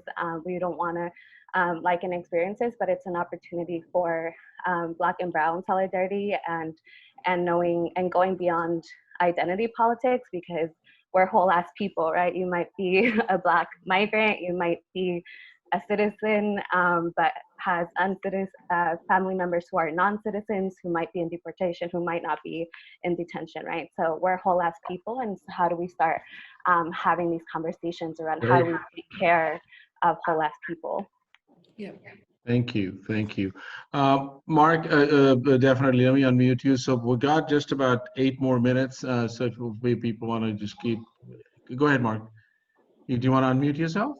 Yeah, I think what it is, when we talk about ICE and the eradication, that the approach has been from a neurotypical position, that we look at that ICE is representing a population outside of what we normally stereotypically is considered mass incarceration under a masculine head patriarchy. And then when we talk about ICE, we look at them as that we are settlers, I'm talking about the African here in the diaspora, and this whole dichotomy around the Blanco, Mestizo, and this animosity between Blanco, Mestizo, and Africano position. But ICE is looked at as it's been decontextualized, and it has not been put in the proper position of racial domestic terrorism, along with all other alleged law enforcement. But I think one of the reasons is that ICE is because the issue of who is perceived as neurotypically immigrant or non-immigrant. And to me, it's a neurotypical question. And to me, it's also a question of cishet patriarchy when we look at the prototypical incarceration paradigm. And that when we look at ICE as another issue of incarceration, but it's not looked in the same light prototypically. Right. And I believe that's because of cishet patriarchy, and I also believe of neurotypical position. Could someone give me a brief feedback? Sure. Thank you, Mark. Mike, let me just go to Shabina. Shabina, I just unmuted you, so if you can unmute yourself. Then I have a question too in the comment box. Hamid. Yes, yeah, I saw that. So I just wanted to go on stack. So go ahead, Shabina.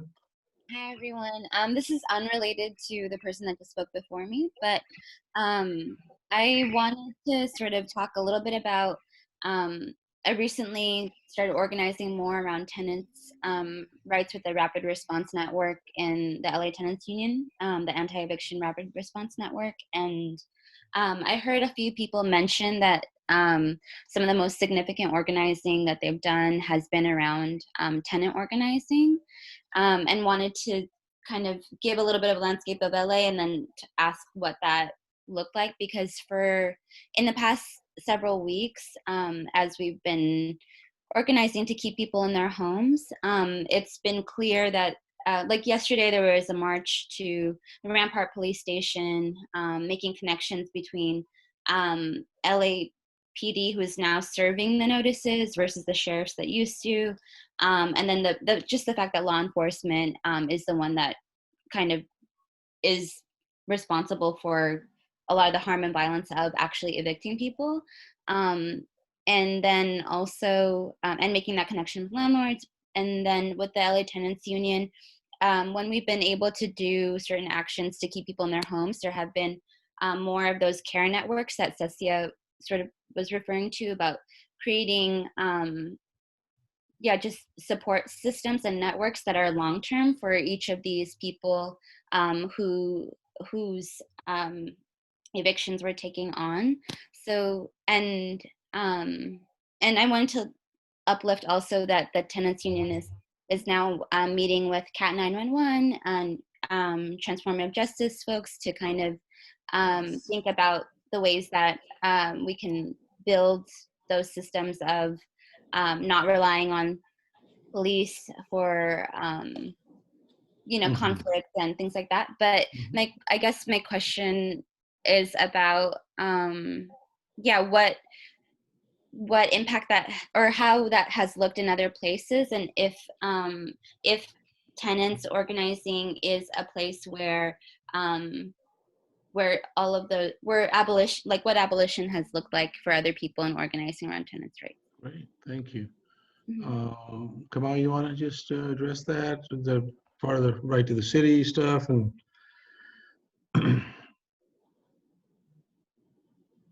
Yeah, I'll try to be brief because I feel like Deshonay probably has more direct experience. I've just been at Right to the City for the past year, so I've got like 10 years of abolition organizing experience and like 1 year around housing and land stuff. I think so I think we're trying to figure out what this looks like on a larger scale with our members, because we have 85 different organizations in our alliance, and folks are at a wide variety of places politically. So there are folks like Inquilinos Unidos in Minneapolis. They just organized 5 buildings that were able to buy their buildings from a trash landlord and turn them into a community land trust. And they're like throwing down with folks and saying that a world without police is a world without evictions, and we need to turn up and throw down and chip away at these things. So I think for us, it's going to require a lot more political education. I think there are some of our folks who have sharper analysis around this, and a lot of what's happening right now are like tenant hotlines, skilling people up in eviction blockades, eviction court watches, trying to figure out how we're going to jam up the courts in different places, because these eviction protections and moratoriums are coming to a close at different times all across the country. It's like scattered.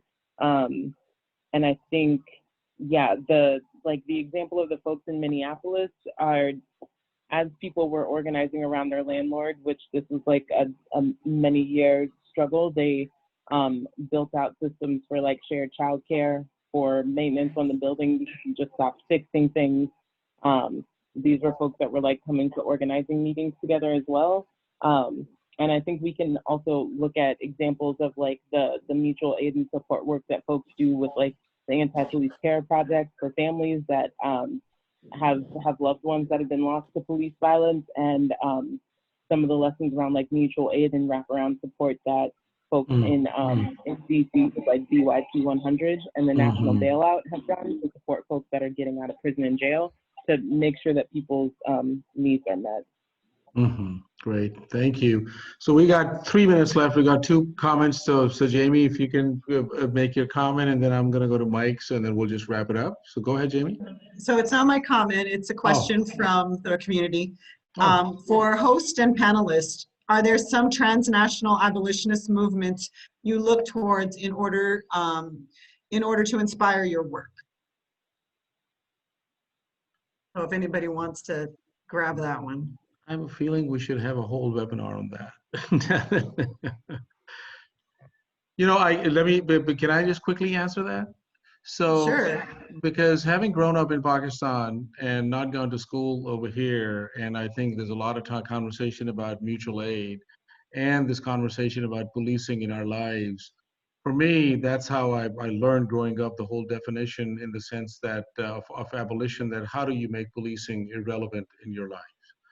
And I think that's what community building, at least the experience is, whether now that's translation of the transnational story sharing or like building solidarity across oceans, but it's really about like, you know, just building that community, which even to the last umpteenth level of whatever the resources are left is sharing. Even like, you know, I mean, remember going to the neighbor and getting a few spoons of sugar.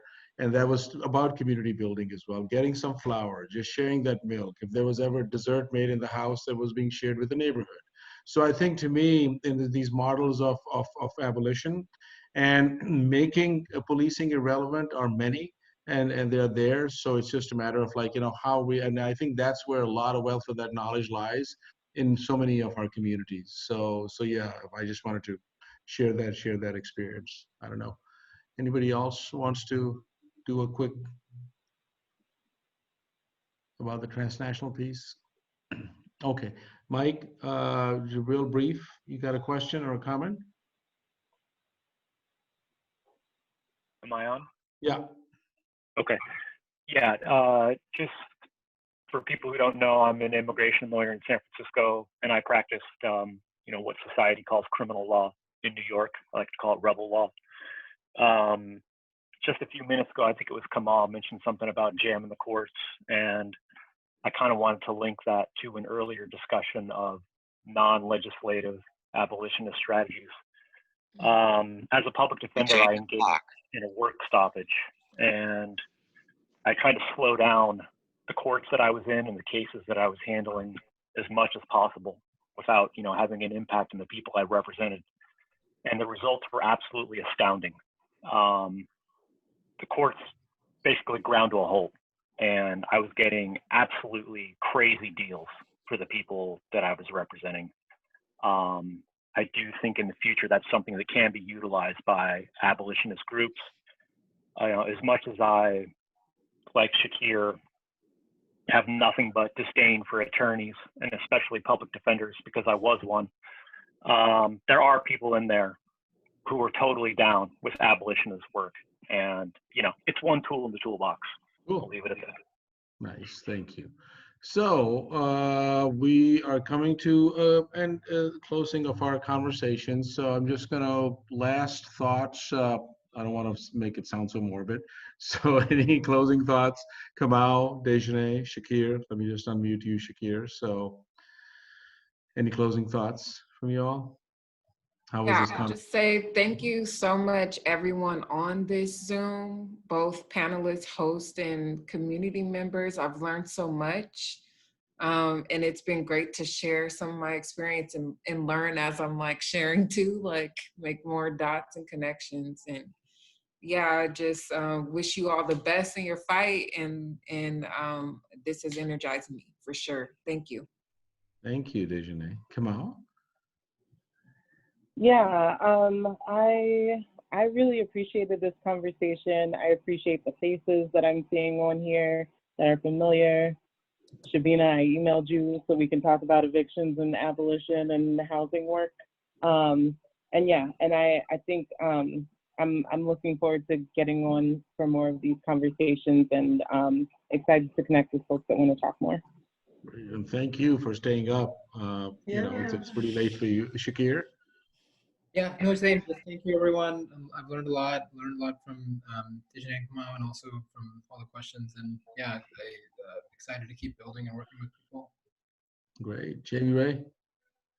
No, I the same and very excited. I would definitely like to talk to more people around the land and policing component because this is a little pitch here, because that was a big piece of what I wanted to move predictive policing into, because so much of Predpol and Operation Laser were all about commandeering land. So definitely very excited that that's come back up in full circle for me. So thank you, everybody. Conversation's amazing. Awesome, awesome, awesome. Thank you all very much. And our next webinar is going to be a week from today on July 7th, Tuesday at 6 o'clock. That's our first Tuesday of the month. And it's going to be led by Chella and our gender and sexuality group.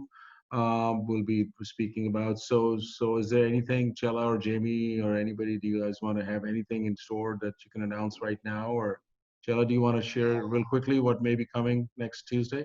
Anything? Let me just unmute you. Okay. So this is going to be this is going to be posted on our website, and yeah. So this has been awesome. Thank you all very much. Have a lovely night. Be safe. Be healthy, and we'll see you around. And we'll see you next week. Thank you. Bye bye. Bye. Bye, y'all.